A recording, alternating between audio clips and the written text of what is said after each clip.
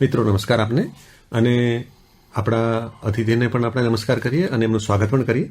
આપણી સાથે છે શ્રી દુષ્યંતભાઈ વસાવડા. સર, આપને નમસ્કાર. નમસ્કાર મિત્રો, દુષ્યંતભાઈ વસાવડા છે એ ભારતીય વન સેવામાં ઉચ્ચ અધિકારી તરીકે રહી ચૂક્યા છે.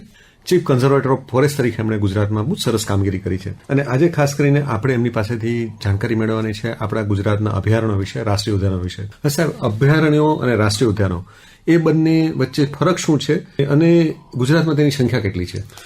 જે અભયારણ્ય છે અને રાષ્ટ્રીય ઉદ્યાનો છે એ વન્ય પ્રાણી સંરક્ષણ ધારા 1972 નીચે જાહેર કરવામાં આવે છે. બરોબર. જે કોઈ પણ વિસ્તાર વન્ય પ્રાણીની દ્રષ્ટિએ ખૂબ જ અગત્યનો હોય તેને સરકાર અભયારણ્ય અથવા તો રાષ્ટ્રીય ઉદ્યાન તરીકે જાહેર કરે છે. બરોબર. અભયારણ્યનું સ્ટેટસ થોડું નીચું છે, જ્યારે રાષ્ટ્રીય ઉદ્યાન જે છે એ સર્વોચ્ચ સ્ટેટસ છે એને કહી શકાય. રાષ્ટ્રીય ઉદ્યાનમાં ક્યાંય આપણે ચરિયાણની પરવાનગી આપવામાં આવતી નથી, તેમાં લોકોને વસવાની મંજૂરી આપવામાં આવતી નથી, અને સાથોસાથ જો એના વિસ્તારમાં ફેરફાર કરવો હોય તો લોકસભાની અંદર મંજૂરીની જરૂર રહે છે. અને જો આપણે ગુજરાતની વાત કરીએ તો આપણે ગુજરાતની અંદર કુલ 23 અભયારણ્યો છે અને 4 નેશનલ પાર્ક છે જેને આપણે રાષ્ટ્રીય ઉદ્યાન કહીએ છીએ, અને એક છારીઢંઢ કન્ઝર્વેશન રિઝર્વ છે જે કચ્છમાં છે. બરોબર. હવે સર, એટલે એક રીતે જોઈએ તો આપણી જે વન્ય સંપદા છે, આપણી જે વન્ય સૃષ્ટિ છે, વન્યજીવો છે, એને જાળવવા માટે આ એક વ્યવસ્થા આપણે ગોઠવી છે, આપણે કહી શકીએ. બરોબર. બિલકુલ. તો ગુજરાતના કયા વિસ્તારમાં સૌથી વધુ અભયારણ્યો આવેલા છે સર? આપણે જો વાત કરીએ તો સૌથી વધુ અભયારણ્ય છે એ સૌરાષ્ટ્ર અને કચ્છ વિસ્તારની અંદર આવેલા છે.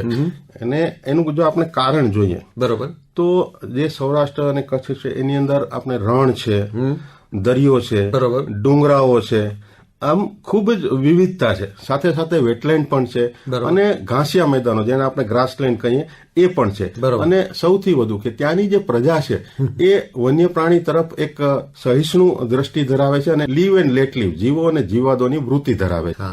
એ સૌથી મહત્વની વાત છે. બિલકુલ. હવે આપણે ગુજરાતનું સૌથી નાનું અભયારણ્યની પહેલા વાત કરીએ અને તેની વિશેષતાની વાત કરીએ તો એવું છે કે પોરબંદર છે, એ પોરબંદર શહેરની વચ્ચોવચ્ચ આ અભયારણ્ય આવેલું છે. આપણને બિલકુલ જાણીને નવાઈ લાગશે, બહુ ઓછા લોકોને ખબર હશે. અને આ સૌથી નાનું અભયારણ્ય છે જેનો વિસ્તાર માત્ર 9 હેક્ટર છે. ઓહો. અને આની વિશેષતા એ છે કે એ એક પાણીનું નાનું સરોવર જેવું છે, અને આ સરોવરની અંદર પક્ષીઓ માટે આ ખાસ અભયારણ્ય છે, જેની અંદર ફ્લેમિંગો છે, પેલિકન છે, આ બધા વિવિધ જાતના પક્ષીઓ જોવા મળે છે. સાથે સાથે અહીં પક્ષીઓ માટે એક નાનું રેસ્ક્યુ સેન્ટર પણ છે. વાહ, બહુ સરસ. અને એની મુલાકાત આપણે લેવી જોઈએ? બિલકુલ, એની મુલાકાત લેવી જોઈએ. જયારે પણ આપ પોરબંદર શહેરની મુલાકાત લ્યો ત્યારે બિલકુલ શહેરની વચ્ચોવચ્ચ આ આવેલા અભયારણ્યની મુલાકાત ચોક્કસ લેવી જોઈએ. જી, જરૂર. હવે આપણે સૌથી મોટા અભયારણ્યની પણ વાત કરીશું સર? બિલકુલ. જો ગુજરાતનું સૌથી મોટું અભયારણ્યની વાત કરીએ આપણે તો એક કચ્છ જિલ્લામાં આવેલું છે, જે કચ્છનું મોટું રણ છે. તેને આ અભયારણ્યને આપણે કચ્છ રણ વન્ય પ્રાણી અભયારણ્ય તરીકે ઓળખીએ છીએ, જે કચ્છના રાપર અને ખાવડા વચ્ચેનો જે વિસ્તાર છે ત્યાં આવેલું છે. 1988 ની અંદર આ અભયારણ્ય તરીકે જાહેર કરવામાં આવે છે, અને જેનો કુલ વિસ્તાર છે એ 7,505 ચોરસ કિલોમીટરનો છે. અચ્છા. ઓહો. અને જો આની આપણે વિશેષતાની વાત કરીએ તો આપણે જાણીએ છીએ કે આપણું જે રાજ્યનું પક્ષી છે એ ફ્લેમિંગો છે. બરોબર. આ ફ્લેમિંગો આ અભયારણ્યની અંદર ખૂબ જ મોટી સંખ્યામાં આવે છે, ત્યાં પ્રજનન કરે છે. બરોબર. અને એક ફ્લેમિંગો માટેનો એક જે ફ્લેમિંગો સિટી તરીકે ઓળખાય છે, જે અંડાબેટ છે, તે પણ આ અભયારણ્યમાં આવેલું છે. આ અભયારણ્યની અંદર એક ફોસિલ પાર્ક પણ આવેલો છે. બરોબર. જેની અંદર જુરાસિક અને ક્રેટેસિયસ યુગના પાષાણો અને ઝાડપાનના જે ફોસિલ છે એ આપણને જોવા મળે છે. સાથોસાથ આની અંદર ચિંકારા છે, જરક છે, આપણે હેણોતરો છે, ગુડખર છે, આવા પ્રાણીઓ પણ જોવા મળે છે. બરાબર. અને ખૂબ જ જાણીતું આર્કિયોલોજીની દ્રષ્ટિએ જે હડપ્પન સંસ્કૃતિનું ધોળાવીરા એ પણ આ અભયારણ્ય વિસ્તારની અંદર આવેલું છે. હવે સર, આ અભયારણ્યની મુલાકાત આપણે કઈ સિઝનમાં લેવી જોઈએ એમ સામાન્ય રીતે આપ શું સજેસ્ટ કરશો? આ એક ચોમાસા સિવાય બરોબર આ અભયારણ્યની મુલાકાત લેવી જોઈએ, અને શિયાળો એના માટે એક આદર્શ ઋતુ કહી શકાય આપણે કચ્છ માટે. કચ્છ માટે. અને સામાન્ય રીતે દરેક જે અમારા અભયારણ્યો અને રાષ્ટ્રીય ઉદ્યાનો છે તે ચોમાસા દરમિયાન પ્રવાસીઓ માટે બંધ રહેતા હોય. બરોબર છે. એટલે આપ એ સિવાયના સમયમાં આપ જાઓ તો આપને ખરેખર આનંદ માણી શકાય. જી. હવે આપણું સૌથી જાણીતું અભયારણ્ય એટલે ગીર અભયારણ્ય, બરોબર ને? સાસણ ગીરની આપણે વાત કરીએ તો એની થોડી વિશેષતા કરો.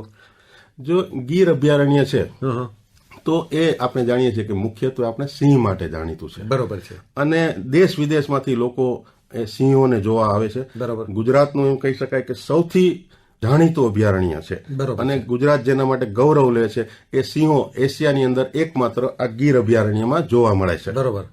અને એ સિવાય કોઈ જાણીતો નેશનલ પાર્ક આપણે કેવું હોય તો સર? તો એ સિવાયનો જો આપણે નેશનલ પાર્ક જાણીતો કેવું હોય તો એ ભાવનગર રાજ્યનું એકવાર શિકાર માટેનું આ સ્થળ હતું, જે આજે વેળાવદર નેશનલ પાર્ક તરીકે ઓળખાય છે. અને આ કાળિયાર માટે ખૂબ જ જાણીતું નેશનલ પાર્ક છે. બરોબર છે. આ જે નેશનલ પાર્ક છે એ એક ઘાસિયું મેદાન છે જે ભાલ પ્રદેશની અંદર આવેલું છે. બરોબર. અને એને એશિયાના બેસ્ટ મેનેજ ગ્રાસલેન્ડ તરીકે વર્ણવવામાં આવે છે. બહુ જ સરસ.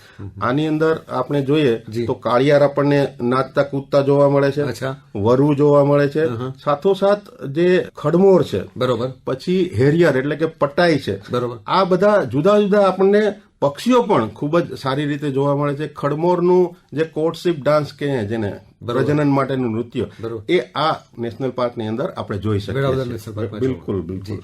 હવે સાહેબ આપણે એક કદાચ શ્રોતા મિત્રોને પણ સવાલ થતો હશે, મને પણ સવાલ થાય કે આપણે જયારે નેશનલ પાર્કની વાત કરીએ કે અભયારણ્યની વાત કરીએ તો એટલે આ જંગલો વિસ્તારમાં જ હોય કે એ સિવાય પણ હોઈ શકે?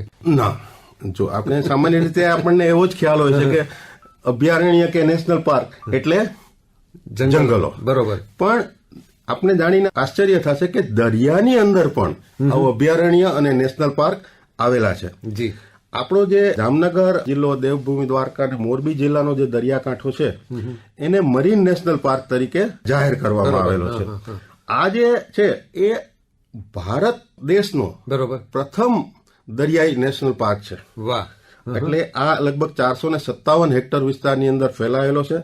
અને જેની અંદર જેમ આપણે જુદા જુદા પ્રાણીઓ જોવા જઈએ છીએ અભયારણ્ય, તેમ અહીંયા લોકો પરવાળા જોવા આવે છે. અને જે દરિયાઈ જીવસૃષ્ટિ છે તેને માણવા માટે લોકો અહીંયા આવે છે. એની અંદર છે તો આપણે જેમ મેં કહ્યું એમ પરવાળાના ખડકો છે, સાથોસાથ જેલીફિશ છે, સમુદ્રી ઘોડા છે, તારા માછલી છે, ડોલ્ફિન છે, અને વાદળી છે, જાયન્ટ સી એનિમોન છે. આવા જુદા જુદા જાતના જે સમુદ્રી જીવો છે એ આપણને જોવા મળે છે. અને 52 જાતના જુદા જુદા કલરફુલ પરવાળા જોવા મળે છે. આ જે નેશનલ પાર્ક છે અને સેન્ચ્યુરી છે, 42 ટાપુઓ પણ એની અંદર આવરી લેવાય છે. બિલકુલ. જી જી. અને સર, સમુદ્રી આપણે નેશનલ પાર્કની મુલાકાત લેવી હોય તો એને માટે પણ કોઈ સિઝન આપણે પ્રાધાન્ય આપવું જોઈએ કે કોઈ પણ સિઝનમાં જઈ શકીએ? એ સામાન્ય રીતે કોઈ પણ સિઝનમાં જઈ શકાય, પણ એમાં આપણે જે તિથિ હોય દેશી એની સાથે એના ભરતી અને ઓટના સમયે, એટલે આપણે ઓટનો સમય હોય તો દરિયાની અંદર વધુ ઊંડાઈ સુધી જઈ શકાય, ઓટના સમયે જવું જોઈએ.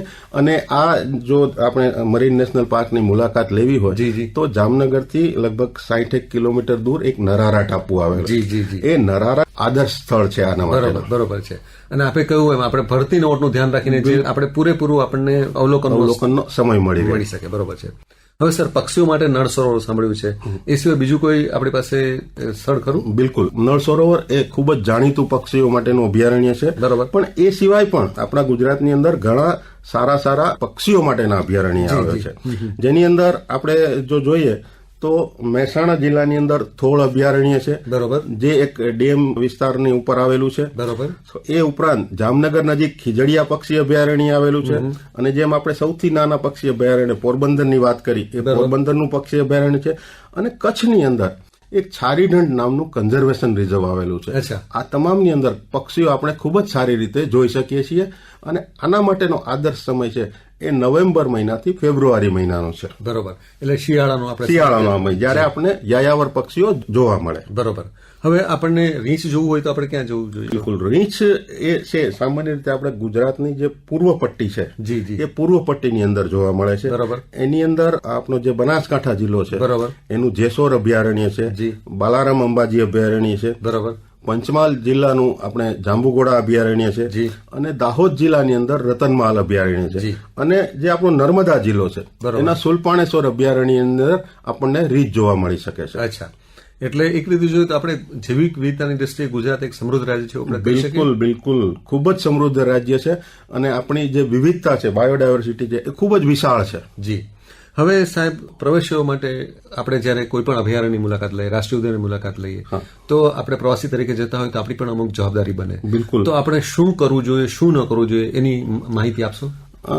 સૌથી પહેલા તો આપણે જે અભયારણ્ય કે રાષ્ટ્રીય ઉદ્યાનની મુલાકાત લેવી છે તેનું આપણે પાસે મંજૂરી હોવી જોઈએ. અચ્છા. એટલે કે જે દરેક નાયબ વન સંરક્ષકશ્રીઓ છે એ આવી મંજૂરી આપતા હોય છે. બરોબર. કેટલાક જે અભયારણ્યો છે તેની મંજૂરી ઓનલાઈન પણ મળતી હોય છે અને બાકી ઓફલાઈન મળતી હોય છે. એટલે આવી મંજૂરી ખૂબ જ જરૂરી છે. બરોબર. સાથોસાથ આપણી સાથે કેમેરો રાખવો જોઈએ. બરોબર. આપણે એક સારું બાયનોક્યુલર રાખવું જોઈએ. બરોબર. પીવાનું પાણી રાખવું જોઈએ. બરોબર. અને યોગ્ય પ્રકારના શૂઝ, જે ટ્રેકિંગ શૂઝ આપણે કહીએ એ ટ્રેકિંગ શૂઝ છે.